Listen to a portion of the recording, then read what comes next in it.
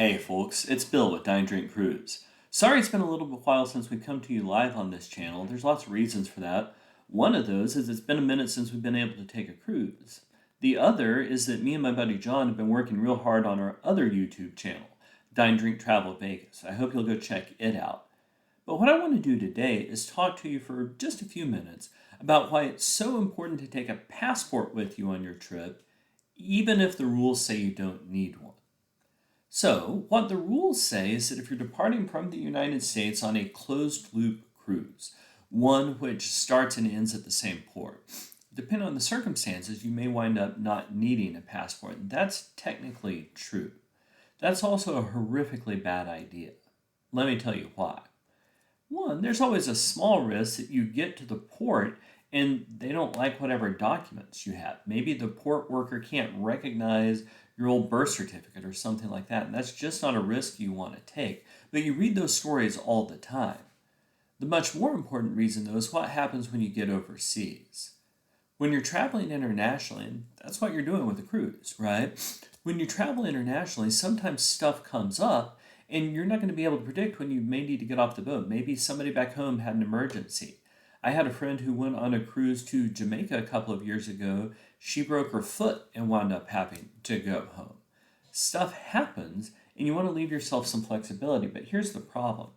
If you're traveling with a birth certificate and some other form of ID, then you're going to have a real hard time getting home. Let me talk to you about where I'm coming from on this. From 2004 to 2006, I was a consular officer at the U.S. Embassy in Mexico City. Now, to be absolutely clear, what I'm speaking of from here is nothing by my own personal advice, right? This isn't in any way some sort of a government travel advisory, and I haven't worked there in a very long time anyway. But if you have a passport, then you can arrange with the immigration authorities wherever you were to transit through their country, get to an airport, and fly home. Not a problem. If you don't have a passport, you're not going to be able to enter the United States again unless you go to the embassy or the nearest consulate and get some sort of an emergency travel document. Here's the problem. If you traveled on a Massachusetts 1953 birth certificate, the guy at the embassy isn't going to be able to get a copy of that. And even if he could get a copy of it, he doesn't have an idea what an authentic Massachusetts 1953 birth certificate looks like, right? I mean, I've been on the front lines when stuff like this has happened. And of course, he's going to work incredibly hard to do everything he can for you. And it's going to be a few days before you're able to get home.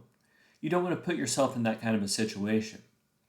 Also, sometimes you lose travel documents. If you lose a passport, the embassy can look that up. If you lose a passport, the guy at Customs and Border Protection, when you come back into the country, can look that up. If you don't, when you just come normally back on a cruise. But if you lose your paper birth certificate, that's not a thing that's going to be able to happen. So look, I get it. Applying for a passport is kind of a hassle and it takes a long time and it's real added expense to your cruise. But your passport is good for 10 years and I can't tell you what an invaluable insurance policy it is just in case something goes wrong. I really hope this video has been helpful to you. We look forward to coming back to you with more live cruise content starting this summer. And until then, I'm going to do a series of short cruise tip lessons like this.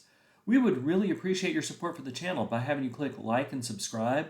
We also love to hear from our viewers. So use the comment section below to tell us what you think. Tell us what your experience has been traveling with a passport or without one. Thanks so much and happy travels.